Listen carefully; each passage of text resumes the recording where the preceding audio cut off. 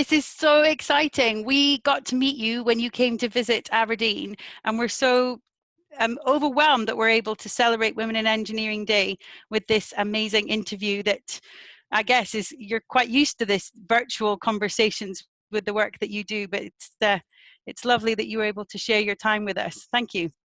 Well, thank you so much, Sarah, for that lovely introduction and for allowing me to participate in our conversation today. It's really fun tuning in to you here from Houston, Texas. My name is Heather Paul, and I am a mechanical engineer that works at the NASA Johnson Space Center.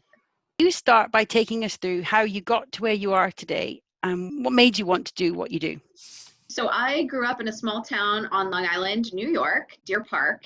And I grew up in a very wonderful, loving family, but they were a family of non-engineers. We lived just a train ride away from New York City, where Broadway was, with musicals and performances. So I grew up in a very artistic family where I was doing acrobatics, dancing, singing, and learning how to play a variety of musical instruments. So very artistic and creative background. As I went through my school and education, it became very evident that I really had an interest in the stars, in our solar system, in the universe. I was inspired by science fiction movies and science fiction authors. I loved my math and science classes, and it was a really fun progression for me to figure out, well, I love so much dancing and singing and artistic things, but I also love the math and the science and the technical areas. What can I do with a career? And really just those movies that I watched with kids launching into space and Space Camp and Back to the Future, it was just really clear to me that I wanted to do something in the space industry, and particularly, of course, work for NASA, hoping to be an astronaut, but for sure figuring out a career that would allow me to at least be a part of our space program. And so kind of growing up, I had this balance to play between artistic Heather and science, math, technical Heather, and it was a constant balance back and forth. And I just was very fortunate along the way to have some good mentors, some good advisors and career counselors, as well as teachers, and of course my family to support me and to figure out and discover what it was that really interested me and what I wanted to do to build my education to create a career.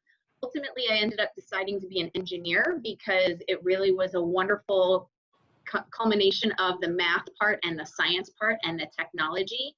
And engineering is just a really fun career to have because it's all about problem solving. And I'm a very curious person by nature. I ask a lot of questions. So it seemed like engineering was a great career to kind of combine all of my interests. And you might be wondering where the dancing and singing and musical instruments plays into the engineering part.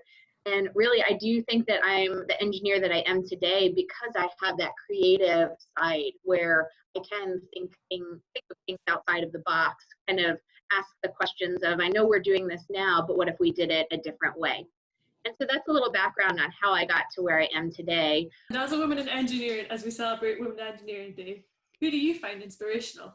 I'm always in favor of celebrating women in engineering every day, but especially on the special occasion. I've had a lot of mentors and role models along the way. When I was in 8th grade, I had a science teacher. My mom and I had just moved to Atlanta, Georgia. So if any of you have ever been in a place where you have to uproot and move to another school, it's pretty challenging, especially at that age. And so I was a new person in a new school, and my 8th grade science teacher was also new to teaching, and I got put in her classroom, and we actually forged a friendship that still goes on to this day, where she was trying to figure out how to work her new job as an educator, and I was just a new kid on the block who didn't know anyone else, feeling a little bit out of sorts. And so it was just kind of fun to learn science through her. She was very smart, really a great teacher. And I just really appreciated that she could teach us the science in the ways that she did to make it understandable for us and interesting. I had several other really good teachers along the way in math and science classes, but that particular teacher really stood out for me. Of course, having the support of my family has always been really good. My mom is someone who's always drawn me to be inspired to be a better woman, to be a strong woman, and to be a smart woman. So that was something that was ingrained in me from day one of being a young lady, and just about what it means to be a strong, capable, and really just overall well-rounded woman. in whatever field. It just so happens I happen to be a woman in engineering, and I'm happy to be one of the many women in engineering that make engineering part of what it is today. It's lovely to hear you speak, the passion and enthusiasm that you have for the work that you do, but also I think it's why we've really fallen in love with you here in Aberdeen when you came, and we had that same we got the live version, but even digitally, I think it's clear what a big impact your words have on just showing people what's possible, and that actually there's no one route to a destination. It's really great. What skills do you think you use in your role today that you perhaps have in common with students in schools? So when I was growing up, I was always very curious, almost to a fault, perhaps. I'm sure I drove my mom and dad crazy asking all of the questions that I did. And then beyond that initial question, then saying, why? Why do I need to clean up my room? What benefit am I going to gain by cleaning my room when I know it'll be messy tomorrow? Why is it? Why is this so important? And probably drove them a little bit nuts, but also it really showed what kind of a creative and inquisitive person I was. And when I think about my day-to-day job as an engineer for NASA, a lot of what the job that I do now involves is asking questions. So working alongside the Orion program like I do now, I work in the field of human health and performance, and really taking into consideration as we design the vehicle that is going to take our astronauts back to the moon, to what extent will the crew members living on board that vehicle and working on that vehicle as we get them to the moon successfully and safely, are there going to be any issues with anything we dissolve that could harm the crew in any way? We want our crew members strong and successful, and not only do we want to get them to the destination that we're sending them to, but we want to return them home safely so that they can resume their regular life when they return to their friends and family. So I ask a lot of questions in the job that I do now, and it's kind of fun because it does make people think about things a little bit differently. So I would say one of the key things of being an engineer is having that curiosity. When you think about asking questions, sometimes that takes a little bit of bravery.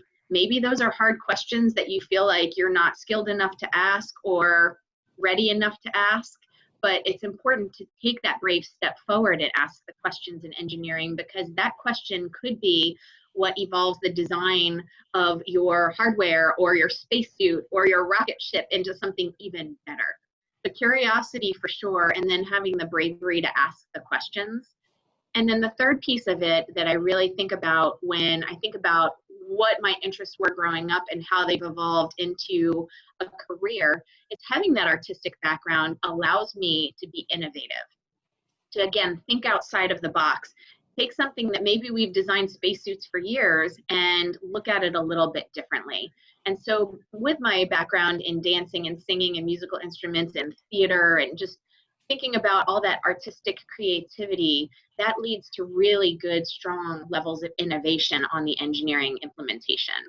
What advice do you have for our potential engineers of tomorrow? So in addition to bravery and asking questions and that courage to do so, is there anything else that you would like to leave us with, any from your experiences?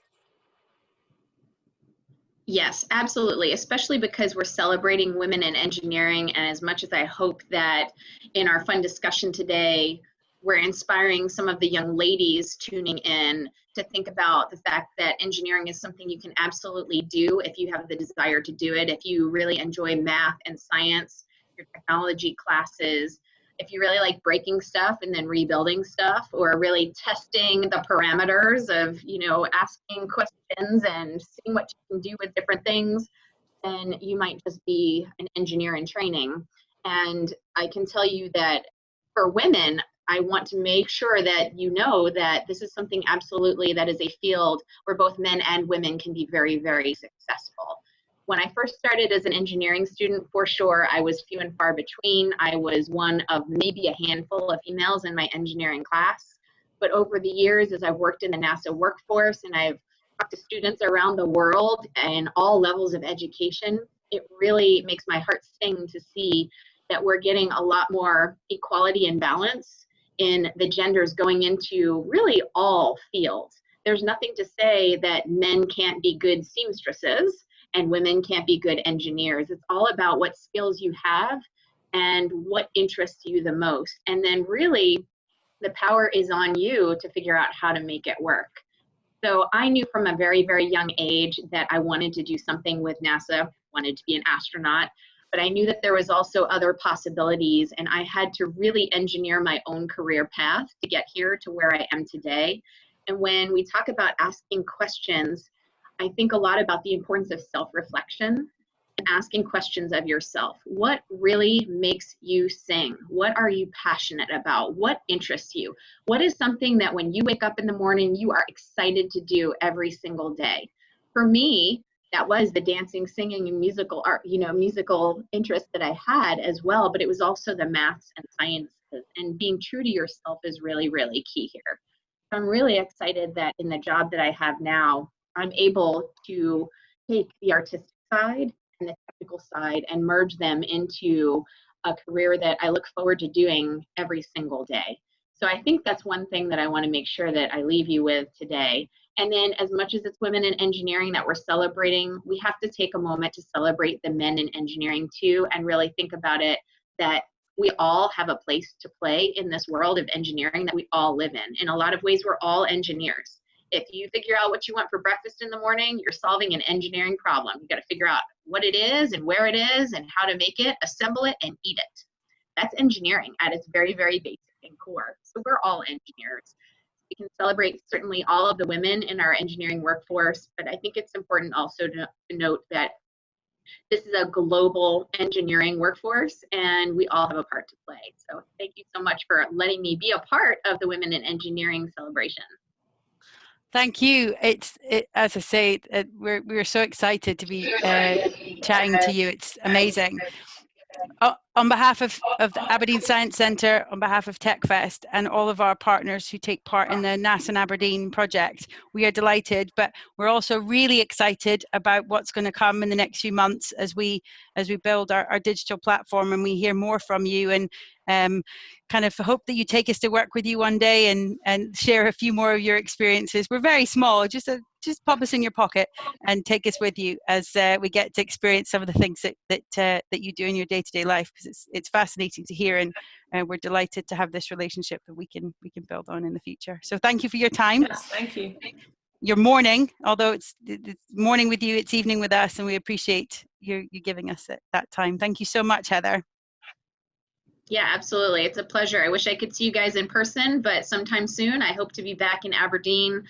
Being a Scottish person of heritage with a name like Heather, hopefully you put that connection together at this point. But I love coming to Scotland and just sharing my story. So thanks for the opportunity today. And I look forward to speaking with you again.